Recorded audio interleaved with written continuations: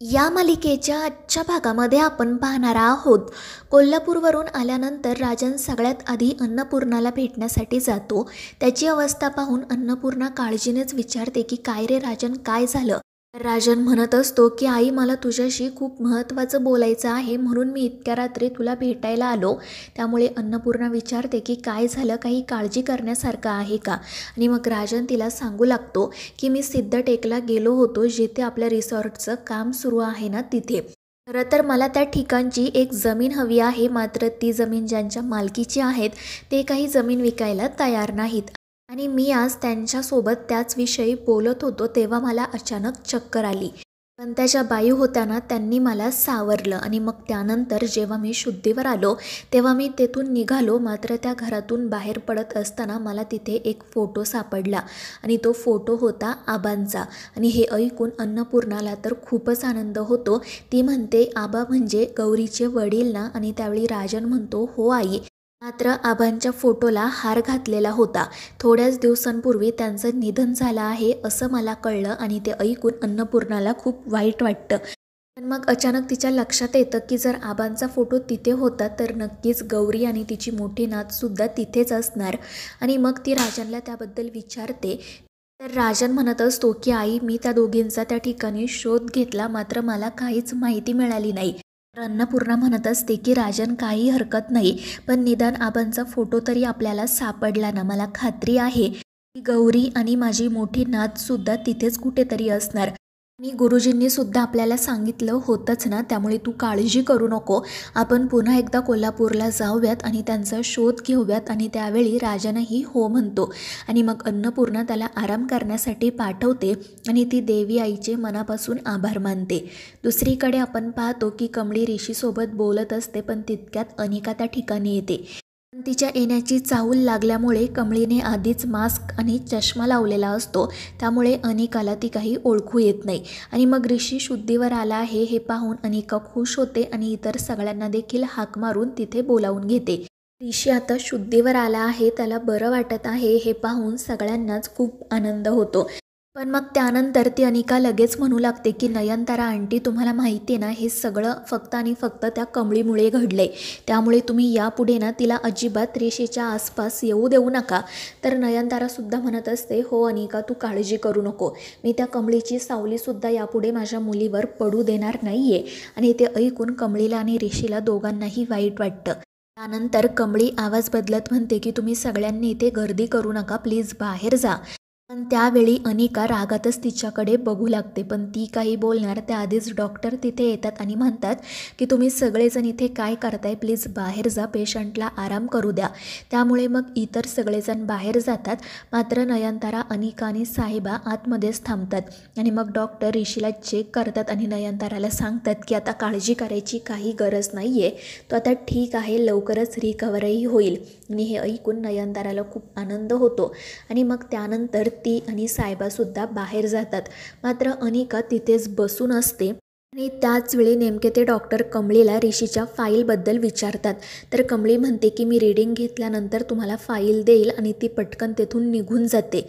तर डॉक्टर आश्चर्यानेच तिच्याकडे पाहत असतात. अनिकाचं देखील त्या दोघांकडेच लक्ष असतं.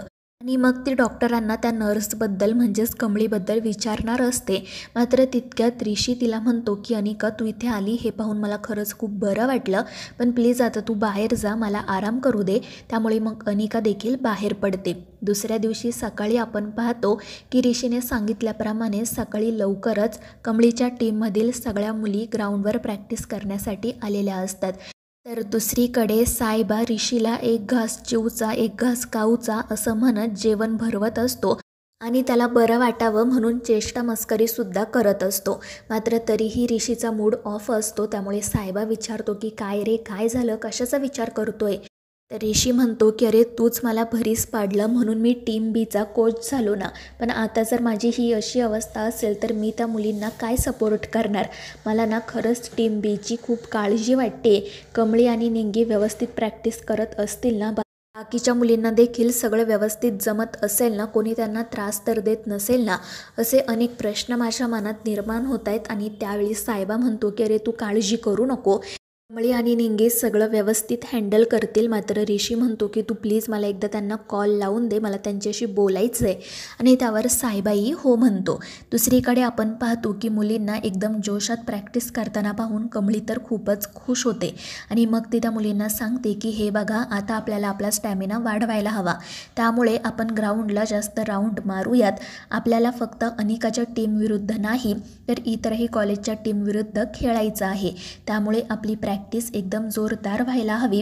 आणि त्यावर त्या मुलीही हो म्हणतात. मग कमळी त्यांना इतर काही महत्त्वाच्या सूचना देते आणि मग त्यानंतर त्या महाराजांचं नाव घेऊन प्रॅक्टिसला सुरुवात करतात.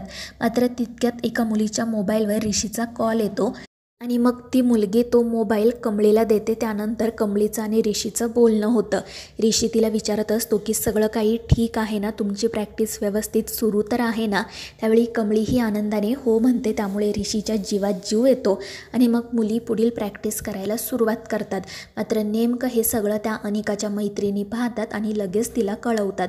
त्यामुळे अनिका तर खूपच चिडते. ती म्हणत असते की मला माहिती आहे आपल्यापैकी कोणीही ग्राउंडवर प्रॅक्टिससाठी नाही आहे, हे त्या गावछापला माहीत असणार, म्हणूनच ती तिथे आली.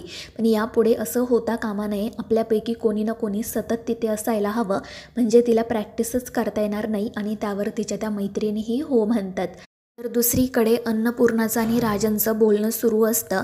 सिद्धटेकला गेल्यानंतर नेमकं काय काय घडलं हे सगळं राजन अन्नपूर्णाला सांगत असतो. तर अन्नपूर्णा त्याला म्हणते की हे बघ राजन, तू ना आबांचा फोटो बघितल्यानंतर तिथे चौकशी करायला हवी होती. मला माहिती आहे की गौरी आणि तिची मुलगी तिथेच कुठेतरी असणार. तर राजन म्हणत असतो हो ग आई, मात्र मला ना तुला हे सगळं सांगायचं होतं म्हणून मी लगेच इकडे निघून आलो. मात्र आता मी तिथे जातो, पुन्हा एकदा चौकशी करतो. तर अन्नपूर्णा म्हणते हो, जर त्या गावात तुला काही सापडलं नाही ना, तर आजूबाजूच्या गावांमध्ये चौकशी कर. माझी खात्री आहे की माझी मोठी नात आणि तिची आई तिथेच कुठेतरी असतील. आणि त्यावर राजनही हो म्हणतो. मात्र नेमकं त्यांचं बोलणं कामिनी ऐकते आणि राजनची पहिली बायको आणि त्यांची मुलगी जिवंत आहे हे ऐकून तिला तर चांगलाच धक्का बसतो. दुसरीकडे आपण पाहतो की ऋषीच्या रूम बाहेर साहिबा, राधिका आणि नयनतारा असतात. तितक्यात कमळी देखील त्या ठिकाणी येते. तिला ऋषीला भेटायचे असते, मात्र नयनतारा असल्यामुळे ती एके ठिकाणी लपून बसते. पण मग थोड्याच वेळात साहिबाचं आणि राधिकाचं तिच्याकडे लक्ष जातं.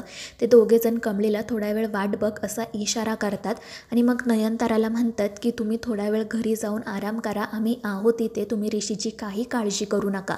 त्यावर मग नयनताराही हो म्हणते आणि त्यांना सांगते की हे बघा, तुम्ही इथेच थांबा, कुठेही जाऊ नका, मी थोड्या वेळानंतर परत हॉस्पिटलमध्ये येईल.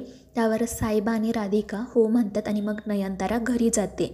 आणि ती तिथून गेल्यावर मग कमळी पटकन ऋषीला भेटण्यासाठी जाते. तिच्या पाठोपाठ साहिबा आणि राधिकासुद्धा आतमध्ये येतात. ऋषीला त्या सगळ्यांना पाहून खूप आनंद होतो आणि मग त्यानंतर ऋषी कमळीला कबड्डीच्या प्रॅक्टिसविषयी विचारतो. ती सांगते की सर, तुम्ही काही काळजी करू नका, प्रॅक्टिस एकदम व्यवस्थित सुरू आहे. तर ऋषी तिला म्हणतो की हे बघ कमळी, काही झालं ना तरी तुम्हाला ही मॅच जिंकायचीच आहे, कारण त्यानंतर तुम्हाला जे पैसे मिळणार आहेत ना, त्यातून तुम्हा सगळ्यांचा वर्षभराचा खर्च निघेल. आणि त्यावेळी कमळी ही हो म्हणते आणि ऋषीला सांगते की सर, आम्ही 100% नाही तर 200% देऊन ही मॅच खेळू, तुम्ही काही काळजी करू नका. आणि तिचं ते बोलणं ऐकून सगळ्यांनाच तिचा खूप अभिमान वाटतो. तर मित्रांनो, या मालिकेच्या पुढील भागांच्या अपडेट्ससाठी आपल्या चॅनेलला सबस्क्राईब करा.